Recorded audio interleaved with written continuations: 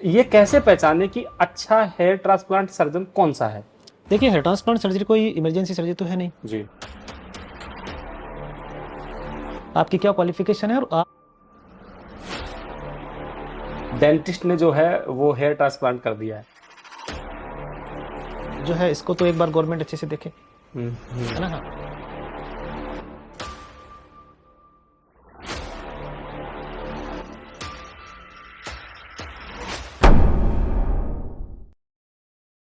अगर आपका hair transplant सही से ना हो या किसी अनट्रेन्ड प्रोफेशनल आपका हेयर ट्रांसप्लांट करे तो इससे आपकी मौत भी हो सकती है। और ये मैं नहीं कह रहा हूँ, एक ऐसी ही खबर आजकल जो है मीडिया में सर्कुलेट हो रही है कानपुर की, जहाँ पर एक इंजीनियर की अच्छे से अनट्रेन्ड प्रोफेशनल ने हेयर ट्रांसप्लांट कर दिया और जिससे उसके पूरे चेहरे पर स्वेलिंग आ गई और बाद में उसकी मृत्यु हो गई। आज हमारे साथ इसी पर बात करने के लिए फिर से है डॉक्टर जागीर, जो कि एक हेयर ट्रांसप्लांट सर्जन है। तो आज हम इनसे बात करते हैं, हमें सेफ्टी किस किन बातों की रखनी चाहिए जब हेयर ट्रांसप्लांट ये तो हमें कराना हो या प्रोफेशनल करते हो, हमें किन किन बातों का ध्यान रखना चाहिए, उसी पर आज हम बात करेंगे। तो बहुत बहुत स्वागत है सर आप। Thank you so much sir.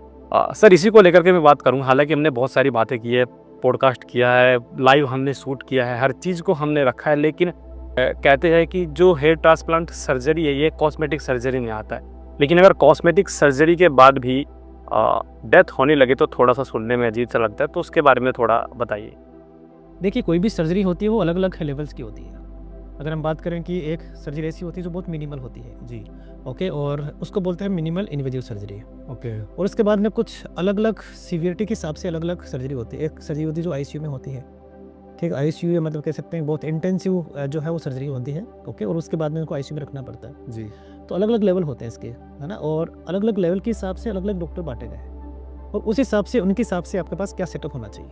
Okay. पहली बात, डॉक्टर कौन होना चाहिए। जी। सेकंड, आपके पास स्टाफ कैसे होना चाहिए। जी। और उसके बाद में आपके पास में सिस्टम कितना अच्छा होना चाहिए। तो इन जनरल अगर हम बात करूँ, उसको हम बोलते हैं मेडिकल गाइडलाइन बोलते हैं। अगर मैं कहूँगी मुझे लिवर ट्रांसप्लांट करवाना है किसी से, तो लिवर ट्रांसप्लांट के लिए एक सेट गाइडलाइन है कि डॉक्टर की क्वालिफिकेशन ऐसी होनी चाहिए, उसके पास में 10 20 50 स्टाफ होना चाहिए, उसके पास में कम से कम इतने ब्लड का स्टॉक होना चाहिए और इस तरह का जो सेटअप होना चाहिए, राइट। तो कॉस्मेटिक जो नाम होता है बहुत ही एक सिंपल वर्ड है, but again like cosmetic surgery में काफ़ी अलग अलग लेवल के होते हैं।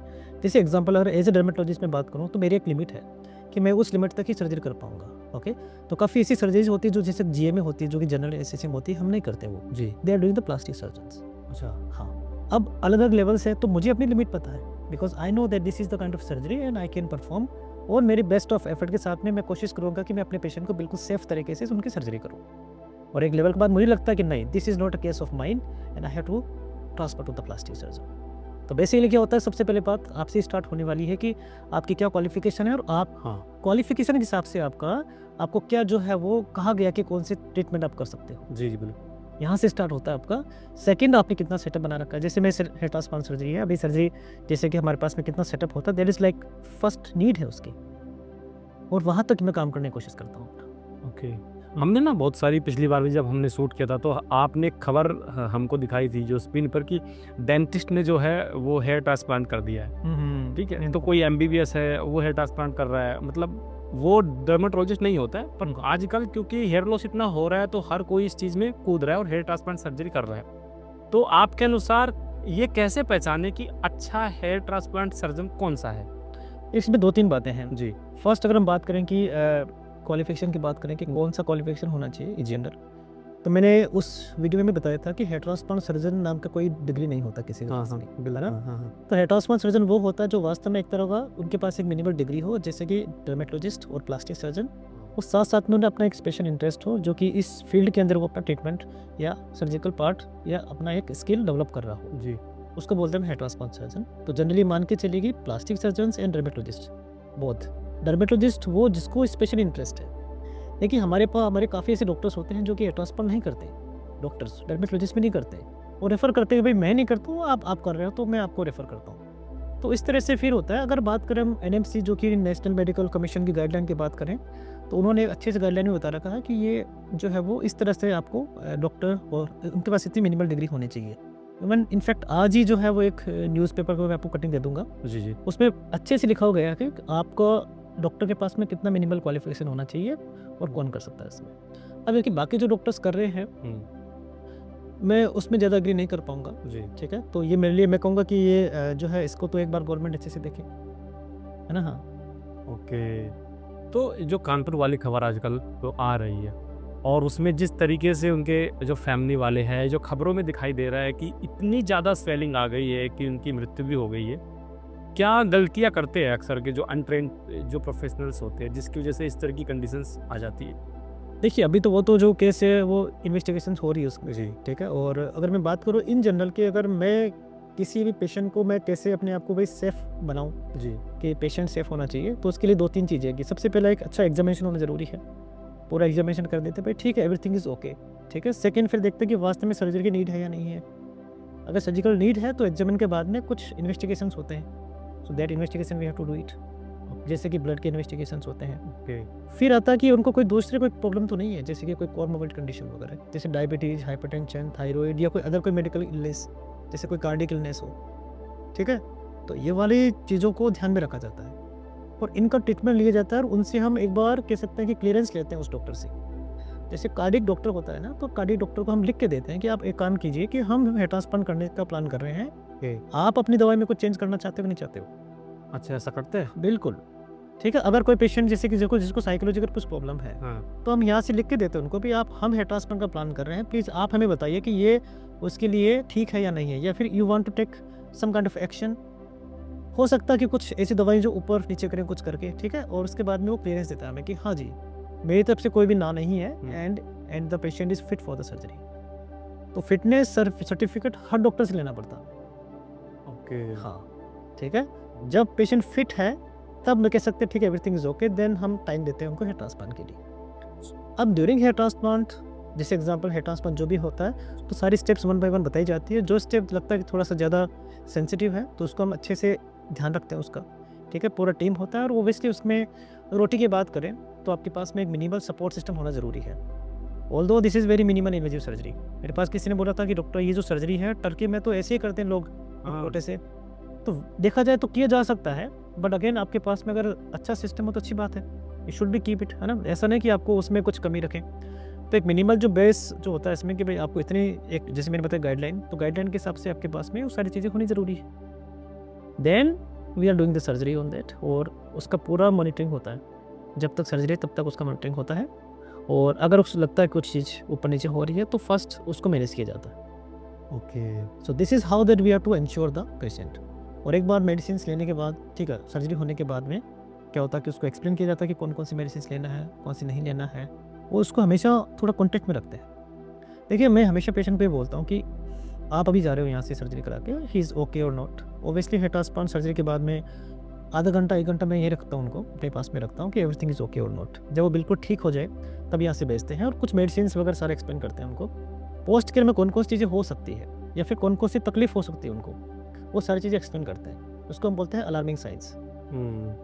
अलार्मिंग साइंस को पहले हम लिख के बताते हैं कि आपको अगर आपको ये तकलीफ हो रही है, अगर आपको चक्कर आ रहा है, कुछ और तकलीफ हो रही है, लगता है कि स्वेलिंग बहुत ज़्यादा हो गई है, बहुत ज़्यादा पेन हो रहा है, कहीं ब्लीडिंग हो रही है, तो सारी चीज़ें कॉन्टेक्ट हमें भी करना है लेकिन पास वाले कोई भी हॉस्पिटल में जाना आपको, ठीक है? इट्स नॉट लाइक कि कभी-कभी होता है पेशेंट दूर होता है और वो डॉक्टर वो सोचते हैं कि मैं मेरा जो डॉक्टर ने ट्रीटमेंट किया वही डॉक्टर ठीक करने वाला है, ऐसा नहीं होता है।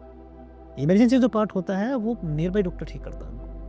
मैं हमेशा ही बोलता हूँ कि अगर किसी स्टेज में लगता है तकलीफ हो रही है आपको तो प्लीज़ आप नियर बाई हॉस्पिटल में जाइए और अपने आप को सेफ कीजिए, ताकि अर्ली स्टेज में जो भी कॉम्प्लिकेशंस वगैरह होते हैं ना उनको ठीक किया जा सके। ओके। किस तरह के इंसानों को जो है वो हेयर ट्रांसप्लांट नहीं कराना चाहिए? कुछ कोई किनको क्या सिम्टम्स ऐसे अगर हो कि वो उसको अवॉइड करें? राइट, देखिए हेयर ट्रांसप्लांट सर्जरी कोई इमरजेंसी सर्जरी तो है नहीं, जी। ठीक है? आज बाल है कोई बात नहीं, आज के बाद 10 दिन के बाद भी हेयर ट्रांसप्लांट हो सकता है आपका। तो first and most important part होता है कि अगर आपको कोई भी कंडीशन होती है उसको ठीक कराइए आप, ठीक है? आपको मेंटली एंड फिजिकली फिट होना पड़ेगा, मेंटली भी होना ज़रूरी है। कभी-कभी मैंने देखा है इस चीज़ के लिए कि he is not fit on that palm, कि उनको डर लगता है बहुत ज़्यादा, ठीक है? या फिर कुछ दूसरी चीज़ें हो सकती है, उसको पता है क्लस्ट्रोफोबिया, उनको लगता है कि मैं ओटी में नहीं जा सकता। तो ये सारी चीज़ें होने का चांसेस रहता है। तो फर्स्ट मेंटली फिट होना ज़रूरी है। सेकंड जो पार्ट होता है कि आप फिजिकल फिट, लगता है कि सारे इन्वेस्टिगेशंस वगैरह हो जाए आपके। और कोई भी कंडीशन होती है इस तरह की, जैसे कि कभी-कभार ऐसा होता है कि कुछ कंडीशंस जैसे कार्डियक कंडीशन हो गया, जी। ठीक है? ऐसी कंडीशन के अंदर आपको हॉस्पिटल सेटअप में करवाना चाहिए हेयर ट्रांसप्लांट, अच्छा। Not in the clinic setup. जैसे हमारे पास में क्लिनिक सेटअप है जी। तो उसको बोलते हैं हाई रिस्क पेशेंट।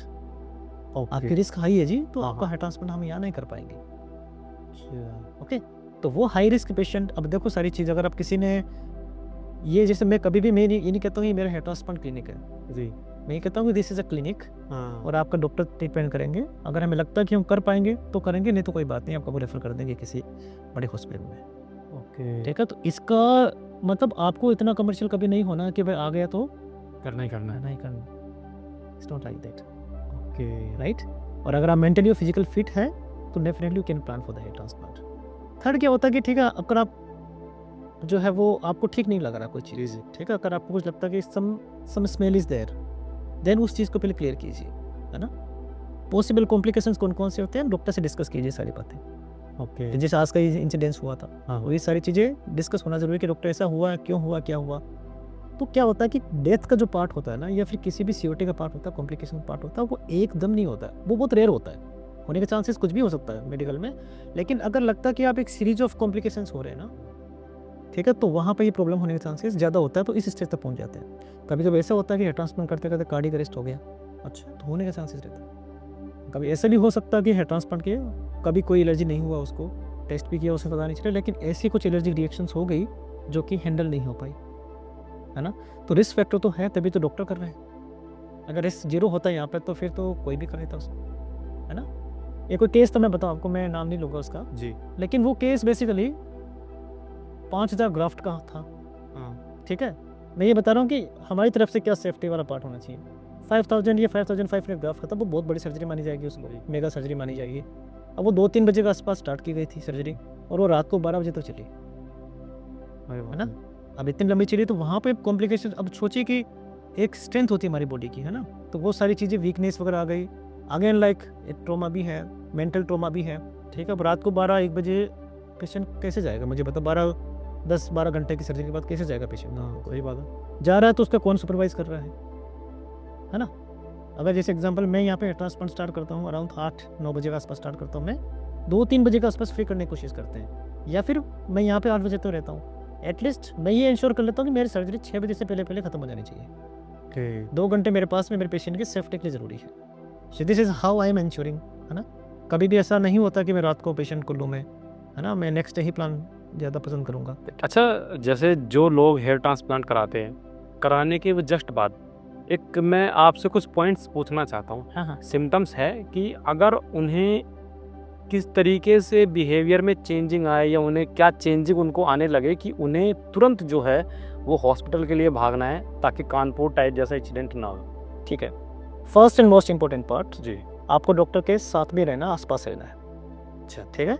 देखिए क्या होता है कि किसी भी सर्जरी के अंदर क्या क्या कॉम्प्लिकेशंस हो सकते हैं, ये कहना थोड़ा मुश्किल होता है, जी।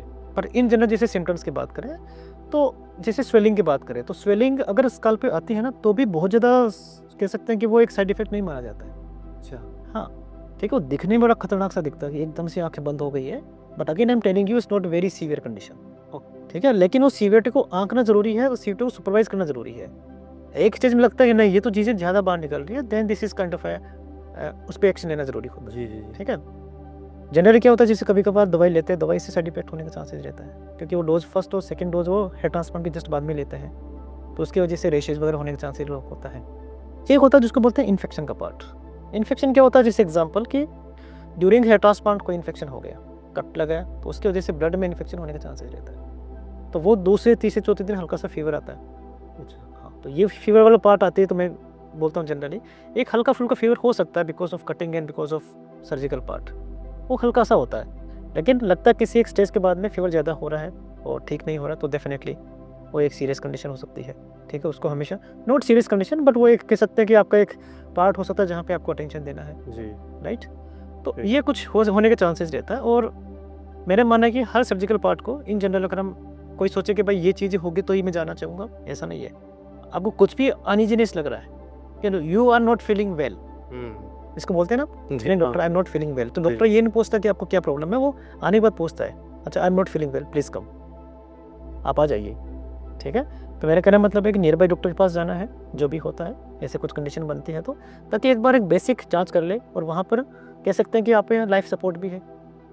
ठीक है, एक होता है कि ठीक ठाक नहीं लग रहा मुझे, तो ठीक है एक बार चेक करवा लिया, एवरीथिंग ओके और नॉट, कहा ठीक है कोई बात नहीं, आप उसको बोलते हैं सुपरविजन करना, तो आप अपने आप को सुपरवाइज करवा लीजिए, ठीक है। और ऐसा कुछ लगता कि नहीं मैं तो थोड़ा डर लगता है इस चीज़ के लिए, कोई बात नहीं, आप एक दिन हॉस्पिटल में एडमिट हो जाइए, एक दिन हो जाइए, 2 दिन हो जाइए, 2 दिन वहाँ रेस्ट कर लीजिए, है ना। है transplant is secondary part, life is more important, बिल्कुल बिल्कुल। है ना। So this is how we are to ensure it.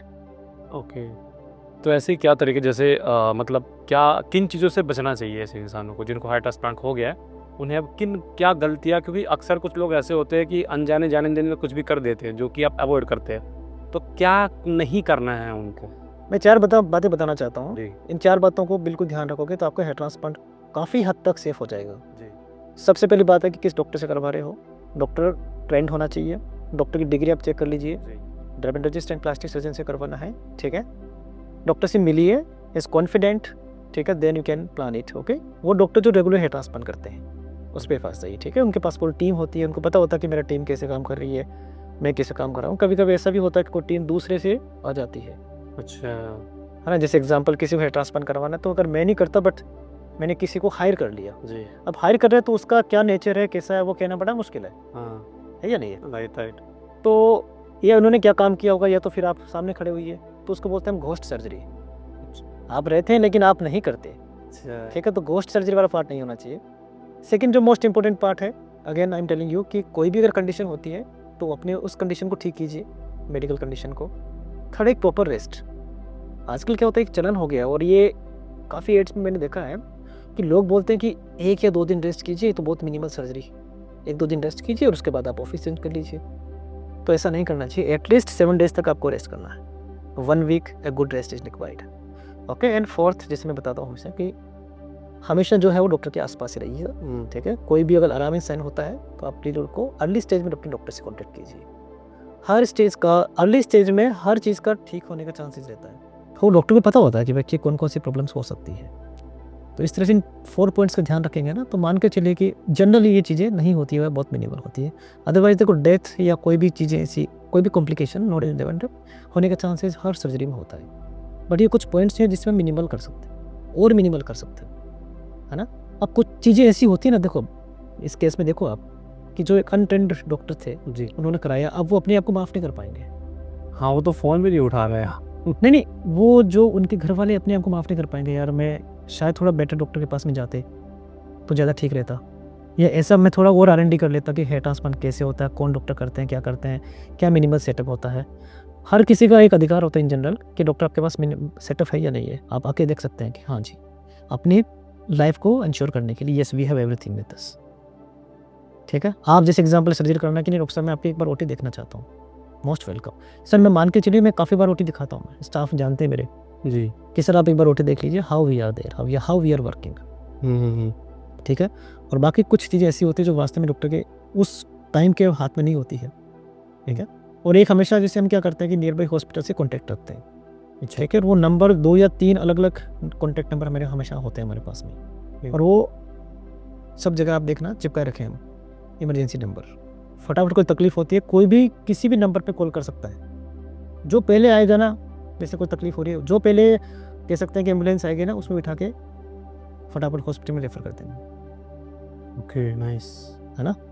तो this is how we are ensuring कि भाई ठीक है एटलीस्ट हॉस्पिटल हम पहुंचा दिए उनको, बाकी ये हमारा काम है यहाँ तक, ठीक है। बाकी तो जो तकलीफ होती है ओब्वियसली डॉक्टर की टीम होती है वो करती है। देखिए बाल ज़रूरी है पर इतना भी ज़रूरी नहीं है कि आपकी जान पर आ पड़े, ठीक है। तो जब भी आप अगर हेयर ट्रांसप्लांट कराना चाहते हैं तो सबसे पहले जैसे कि डॉक्टर जागीर ने बताया कि डॉक्टर का सेटअप देखिए, डॉक्टर की क्वालिफिकेशन देखिए, उनका अनुभव देखिए कितना है कितना नहीं है, और ये इन कुछ बातों का ध्यान रखिए जो डॉक्टर जागीर जी ने बताया है कि आपको किन किन 4-5 बातों का ध्यान रखना है जब आप कराने के लिए जाए। कैसे इंश्योर करें कि जहाँ पे आप जा रहे हैं वहाँ पे आपकी जान को कोई खतरा तो नहीं है, कहीं कानपुर जैसा इंसिडेंट दोबारा से ना हो जाए।